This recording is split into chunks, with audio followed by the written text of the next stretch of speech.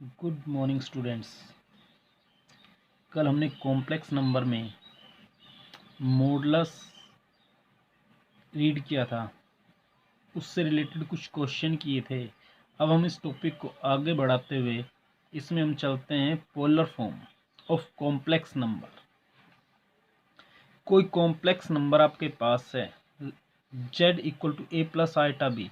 अगर आपके पास कोई complex number z equal to A plus iota B है, अगर हमें इसे प्लेन में प्रेजेंट करना है, आपके पास एक्स एक्सिस का पॉइंट ए हो, वाई एक्सिस का पॉइंट बी, तो हमें इसे एक पॉइंट के रूप में प्लेन में प्रेजेंट करेंगे। हम एक प्लेन बनाते हैं, x equal to A, Y equal to B, आपके पास एक पॉइंट मिलेगा पी। पी को अगर हम ओरिजिन से मीट कराएंगे, वो लाइन आपके पास एक्स एक्सिस के साथ कोई एंगल बनाएगी। हम ओपी को क्या मान लेते हैं, आर। तो आपके ओ से एक्स एक्सिस पे हम परपेंडिकुलर ड्रा करते हैं। क्या ड्रा करते हैं? परपेंडिकुलर। तो आपके पास एक ट्राइंगल बनेगी, आपके पास ओ पी आर, जो राइट एंगल ट्राइंगल बनेगी। 10th में हमने ट्रिग्नोमेट्री में पढ़ा था, कोई किसी राइट एंगल ट्राइंगल में एक एंगल एक साइड की बनो, बाकी दो साइड हम निकाल सकते हैं। तो अब हम यहाँ से अगर हम चलें तो आपके पास आर हमारे पास गिवन नहीं था, हमने लेट किया है। ये हमारे पास ए और ये आपके पास बी, ये आपके पास कॉम्प्लेक्स नंबर से आ रहे हैं, जो हमारे पास गिवन कॉम्प्लेक्स नंबर है। अगर हम ट्राइंगल में चलें, ओ आर हमारे पास गिवन नहीं है, ओ एल अपॉन में O P, O L upon में ओ पी आपके पास बेस, जिस लाइन पे एंगल बनता है वो लाइन बेस होती है, जिस जो एंगल के अपोजिट वाली परपेंडिकुलर होती है। बेस अपॉन में हाइपोटेन्यूज, 90 का अपोजिट वाला हाइपोटेन्यूज होता है। बेस अपॉन में हाइपोटेन्यूज कोस थीटा। तो आपके पास यहाँ से O L upon O P क्या बने, cos theta. O L A है, ये आपके पास आर है, तो आपके पास ए की वैल्यू कितनी हो जाएगी, आर कोस थीटा। सिमिलरली अगर हम आगे चलें तो आपके पास पी एल अपॉन में ओ पी, पी एल आपके ये आपका perpendicular upon base, perpendicular upon में हाइपोटेन्यूज, परपेंडिकुलर अपॉन में हाइपोटेन्यूज किसके इक्वल होता है, साइन थीटा के। ये आपके पास बी है, ये आपके पास आर है, तो आपका बी की वैल्यू कितनी हो जाएगी, आर साइन थीटा। अगर हम ए और बी की दोनों की वैल्यू को अगर हम किस कॉम्प्लेक्स नंबर में पुट करें, तो आपके पास जेड क्या किसकी इक्वल हो जाएगा, आर कोस थीटा प्लस में आल्टा आर साइन थीटा। इन दोनों से हमारे पास आर कॉमन आ जाएगा, कोस थीटा प्लस में आल्टा साइन थीटा। ये किसी भी कॉम्प्लेक्स नंबर की पोलर फॉर्म कहलाएगी। क्या कहलाएगी, पोलर फॉर्म। इस फॉर्म को हम पोलर फॉर्म के अलावा आपके पास मॉडुलस एम्पलीट्यूड फॉर्म भी कहते हैं। मॉडुलस एम्पलीट्यूड फॉर्म क्या कहते हैं, मॉडुलस एम्पलीट्यूड फॉर्म। अब हमारे पास इसमें कंडीशन ये है कि आपके पास आर होता क्या है, आपके पास ये राइट एंगल ट्राइंगल बनी, base square plus height square equal to hypotenuse का स्क्वायर। अगर हम आर स्क्वायर किसके इक्वल होगा, ए स्क्वायर प्लस में बी स्क्वायर। स्क्वायर अगर राइट में जाएगा तो आपके पास किसके इक्वल होगा, रूट ए स्क्वायर प्लस में बी स्क्वायर। और आपके पास किसी कॉम्प्लेक्स नंबर की ये वैल्यू होती क्या थी, किसी कॉम्प्लेक्स नंबर का मॉडुलस होता क्या है। अगर आपके पास कोई भी कॉम्प्लेक्स नंबर है Z equal to A plus में आल्टा, अगर आपके पास कोई complex number Z equal to A plus में आल्टा बी, अगर हम इसका मॉडुलस निकालते थे तो आपका मॉडुलस निकलता क्या था, रूट ऑफ रियल। रियल आपके पास है क्या है, A square plus root of imaginary का स्क्वायर, रूट बी का स्क्वायर। क्या होता था, रूट ए का स्क्वायर रूट बी का स्क्वायर। तो आपके पास यहाँ से और यहाँ से कंडीशन क्या आ गई, आर जो हो गया वो किसके इक्वल हो गया, मॉडुलस जेड के। तो आपके पास इसका मीनिंग क्या है कि आर जो है वो आपके पास modulus of that complex number है। यही रीजन है कि आपके पास मॉडुलस एम्पलीट्यूड फॉर्म में। अब मॉडुलस आपके पास आ गया, एम्पलीट्यूड, एम्पलीट्यूड आपके पास वो एंगल जो लाइन ओरिजिन से मीट कराने पर एक्स एक्सिस के positive direction of x axis जो जनरेट करती है, एंगल हमने थीटा माना था। थीटा अब आपके पास है, थीटा इज द एम्पलीट्यूड या फिर आर्ग्यूमेंट। इसे हम राइट कैसे करते हैं, इसे हम एम पी जेड या फिर आर्ग्यूमेंट ऑफ जेड लिख सकते हैं। और आपके पास जो एम्पलीट्यूड की वैल्यू होगी वो ग्रेटर देन माइनस थीटा, और नहीं जो थीटा की वैल्यू होगी वो greater than minus pi, less than और इक्वल पाई होगी। Greater than minus pi, less than और इक्वल पाई होगी। लेकिन अगर आपके पास आर्ग्यूमेंट ऑफ जेड पाई से ज़्यादा है, किससे ज़्यादा है? पाई से, यानी कि थीटा ग्रेटर देन पाई है, तो उसे हम 2 पाई से सब्ट्रैक्ट कर देंगे। किससे सब्ट्रैक्ट कर देंगे? 2 पाई से। तो आपके पास यहाँ तक हमने जो चीज़ समझी वो ये था कि आपके पास किसी भी कॉम्प्लेक्स नंबर की पोलर फॉर्म होती क्या है? आर इनटू में कोस थीटा प्लस में आल्टा साइन थीटा होता है। R is the modulus of that complex number होता है। एंग थीटा उसमें एम्पलीट्यूड या आर्ग्यूमेंट कहलाता है। और आर्ग्यूमेंट यानी कि एंगल, जो थीटा की एम्पलीट्यूड की जो वैल्यू होती है वो माइनस पाई से पाई के बीच में होती है। अगर पाई से ज़्यादा अगर हो जाती है तो उसे हम 2 पाई से सब्ट्रैक्ट कर देते हैं। किससे सब्ट्रैक्ट कर देते हैं? 2 पाई से। अब कंडीशन ये आती है कि आपके पास कोई कॉम्प्लेक्स नंबर गिवन हो तो किस क्वाड्रेंट में लाई करेगा। अगर आपके पास z equal to A plus iota B है तो किस क्वाड्रेंट में लाई करेगा? अगर a greater than 0, b greater than 0, a और b दोनों पॉजिटिव हैं, यानी कि x का पॉइंट पॉजिटिव, y का पॉइंट पॉजिटिव, ये दोनों पॉजिटिव किस क्वाड्रेंट होते हैं? फर्स्ट में। और फर्स्ट पॉइंट क्वाड्रेंट कहाँ से कहाँ तक होता है? 0 से π/2 तक। लेकिन अगर a लेस देन 0, यानी कि negative, b greater than 0, x का पॉइंट नेगेटिव, y का पॉइंट पॉजिटिव, तो आपके पास किस क्वाड्रेंट, ये कंडीशन कहाँ पे होती है? सेकंड में। सेकंड क्वाड्रेंट में आपके पास π/2 से पाई तक होता है। लेकिन अगर a ग्रेटर देन 0 और b नेगेटिव, ये आपके पास किस क्वाड्रेंट में होता है? फोर्थ में। a का पॉइंट पॉजिटिव और b का पॉइंट नेगेटिव। अब हम क्लॉकवाइज चलेंगे तो फिर आपके पास 0 से -π/2 तक जाएगा। 0 से -π/2 तक जाएगा। लेकिन अगर a b less than 0, b भी लेस देन 0, दोनों ही नेगेटिव है, तो फिर आपके पास -π/2 से -π तक चला जाएगा। -π से π तक चला जाएगा। -π/2 से -π तक चला जाएगा। ये 0, ये π/2, ये पाई या फिर -π में काउंट होगा, ये -π/2 में। अगर आपके पास ये दोनों पॉजिटिव है तो यहाँ पे कंडीशन, अगर हम इसको प्लेन को बनाते हैं तो आपके पास ये 0, ये π/2, ये पाई या -π, ये 0, ये -π/2। अगर दोनों पॉजिटिव तो फर्स्ट क्वाड्रेंट में लाई करेंगे और आपका कंडीशन क्या बनेगी? 0 से π के बीच में। अगर आपके पास x का पॉइंट पॉजिटिव, y का पॉइंट नेगेटिव है तो ये कंडीशन बनेगी, ये यहाँ लाई करेगा। लेकिन अगर x का पॉजिटिव, y का नेगेटिव, तो आपके पास ये फोर्थ क्वाड्रेंट में लाई करेगा, ये 0 से -π/2 के बीच में लाई करेगा। लेकिन अगर दोनों ही नेगेटिव है, -π/2 से π के बीच में लाई करेगा। ये आपके पास किसी कॉम्प्लेक्स नंबर से रिलेटेड कुछ चीज़ें, जरूरी चीज़ें थी। अभी हम इससे रिलेटेड क्वेश्चन पे चलते हैं। एक क्वेश्चन उठाते हैं हम। आपके पास कोई कॉम्प्लेक्स नंबर है, z इक्वल टू 1 प्लस में √-3 है। इसकी हमें पोलर फॉर्म में कन्वर्ट करना है। किस में कन्वर्ट करना है? पोलर फॉर्म में। z इक्वल टू 1 प्लस में रूट के अंदर माइनस है, इसे हम अलग अलग कर देंगे। 1 प्लस में √-1 इंटू में √3, √-1 आइटा होता है, तो आपके पास 1 प्लस में आइटा √3 एक कॉम्प्लेक्स नंबर बनेगा। तो फिर हमारे पास इसको किस फॉर्म में लिखना है? पोलर फॉर्म में लिखना है। और पोलर फॉर्म होती क्या है? आपके पास r cos थीटा प्लस में r sin थीटा है, इसको हमने इसी के इक्वल पुट कर दिया। हमने लेट किया कि 1 इक्वल टू आइटा √3 इक्वल में r cos थीटा प्लस में आइटा sin थीटा, r को अंदर मल्टीप्लाई कर लेंगे तो आपके पास यहाँ से r cos थीटा प्लस में r sin थीटा बनेगा। अब आपका दो कॉम्प्लेक्स नंबर इक्वल हो गए तो उनका आपके पास रियल के पार्ट के इक्वल होगा, इमेजिनरी के इक्वल हो जाएगा। तो यहाँ से अगर हम चलें तो r cos थीटा 1 के इक्वल बनेगा, r sin थीटा आपके पास √3 के इक्वल बनेगा। दो इक्वेशन बन गई।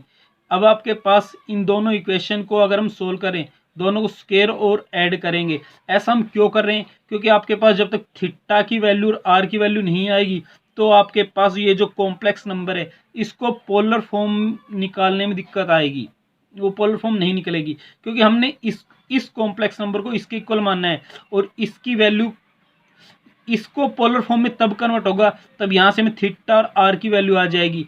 यही रीजन है कि हमने पहले आर को अंदर मल्टीप्लाई किया, कंपैरिजन किया। अब हमारे पास दो इक्वेशन बनी है, दोनों को स्क्वायर और ऐड करेंगे तो राइट लेफ्ट वालों को स्क्वायर और ऐड करेंगे, राइट राइट वालों को ऐड करेंगे, तो आपके पास इसका तो लेफ्ट आर कोस थीटा है, इसका लेफ्ट आर साइन थीटा है, तो इनका square R square cos square theta, इसका square R square sine square theta, right में 1 का स्क्वायर प्लस में √3 का स्क्वायर है, दोनों से आर स्क्वायर कॉमन आएगा, कोस स्क्वायर थीटा प्लस में साइन स्क्वायर थीटा, 1 का स्क्वायर 1 होता है, √3 का स्क्वायर 3 बनेगा।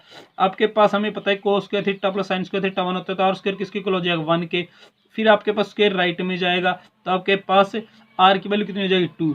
हमें ये पता है कि आर होता क्या है मॉडुलस, आर की वैल्यू निकल के आ गई। अगर हम आर की वैल्यू को इक्वेशन 1 और 2 में पुट करेंगे तो आपके पास 2 कोस थीटा इक्वल में 1, 2 साइन थीटा इक्वल में √3, अब आपके पास कोस थीटा 1/2 साइन थीटा √3/2 बनेगा। अब आपके पास यहाँ पे आके सोचना पड़ेगा कि किस कंडीशन में हम चलें कि पूरे कॉम्प्लेक्स नंबर में जो थीटा यूज होगा वो एक कॉमन थीटा यूज होगा, कोस और साइन के लिए अलग अलग यूज नहीं होगा। तो यानी कि आपके पास किस क्वाड्रेंट में साइन और कोस दोनों पॉजिटिव हैं, हमें ये पता है कि फर्स्ट क्वाड्रेंट में सभी ट्रिग्नोमेट्रिक रेशियो पॉजिटिव होते हैं। क्या होते हैं? पॉजिटिव। तो फिर आपके पास यहाँ से जो कॉम्प्लेक्स नंबर है और सेम थीटा के लिए सेम वैल्यू पे हमें पता है कि कोस थीटा 1/2 π/3 पे होता है, साइन थीटा √3/2 ये भी π/3 पे, दोनों 60 पे होते हैं। तो फिर आपके पास कॉमन थीटा जो निकलेगा वो π/3 निकल के आ जाएगा। क्या निकल के आ जाएगा? π/3। ये आपके पास प्रिंसिपल आर्ग्यूमेंट आ गई। अगर प्रिंसिपल आर्ग्यूमेंट निकल के आ जाती है और आपके मॉडुलस निकल के आ जाता है, आपके पास प्रिंसिपल आर्ग्यूमेंट थीटा और आर की दोनों की वैल्यू को अगर हम इस यहाँ पे पुट करेंगे तो आपके पास इस कॉम्प्लेक्स नंबर की पोलर फॉर्म निकल के आ जाएगी। क्या आ जाएगी? Polar form. 1 प्लस में आल्टा √3 किसके इक्वल बनेगा?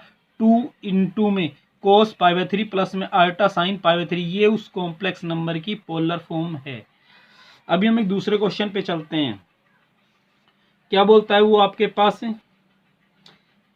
Express the complex number z equal to आल्टा -1 अपॉन में कोस π/3 प्लस में आल्टा sine π/3 in polar form. Polar form में कन्वर्ट करना है। अगर हम इसके डिनोमिनेटर को देखें वो ऑलरेडी ही पोलर फॉर्म में है, कोस थीटा प्लस में आल्टा साइन थीटा इंटू आर नहीं है, अगर नहीं है तो हम 1 मान के चलेंगे। तो इसका मतलब हमें इसके न्यूमरेटर को ही पोलर फॉर्म में कन्वर्ट करना है, और न्यूमरेटर क्या है?